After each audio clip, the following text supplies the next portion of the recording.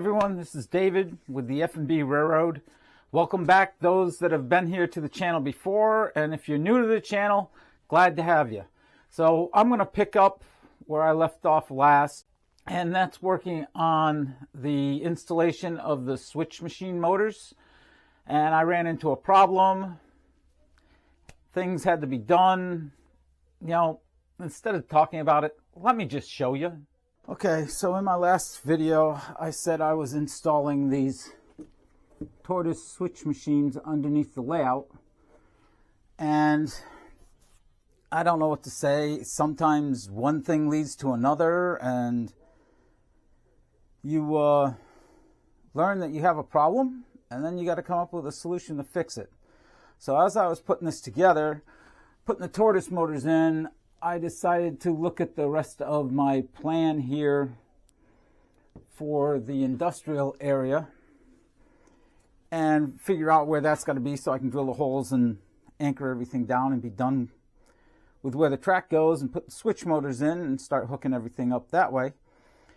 When I realized that this right here is a runaround, and this is where I want to be dropping cars to switch the side of the engine. So if I came in with the car behind the loco, I came in the switch, ran it down here, and I put it on the runaround, I could then go back out, go around the runaround, come in, get it, and push it into the industry further down the line. Well, I ran into a problem. Because of the slope or elevations on the track, this track tapers downwards. So if I bring a car in here and disconnect it, it's going to roll away on me. So what I'm going to do is this whole area here and underneath the track, which runs over here to these buildings, I'm going to put a piece of 1/4-inch foam board underneath everything and bring it up 1/4 of an inch and level it out, and then hopefully my car won't roll away. So let me clear the table off, get the foam board out so I can cut out the foam and see where it's got to go. We'll pull up the track, we'll pull up whatever ramps there are that I need to get rid of and get this done. Okay, I got a piece of pink foam cut to what I think I'm going to need. And if I pull this out, you can see there's all the track underneath. So now what I need to do is pull out the track.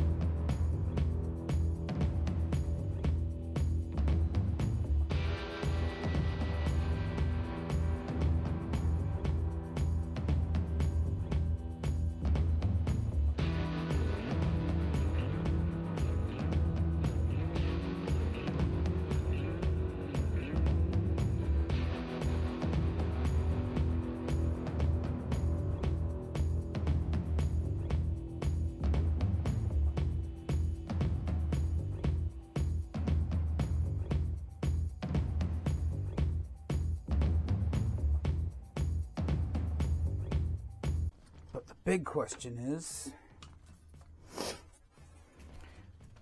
when I put the track back in, is it going to be flat for the runaround?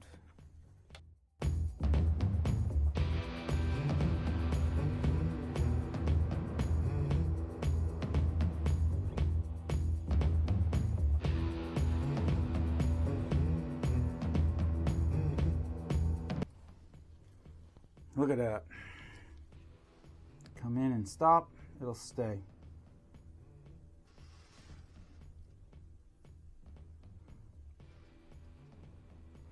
So that's going to solve my problem, is that 1/4 inch of foam. My track around here will be pretty much even with the top of the rails. The landscape will be even with the top of the rails, but I don't care. We can slope that, we can make it look like grass, whatever we got to do. I think that's going to work out well.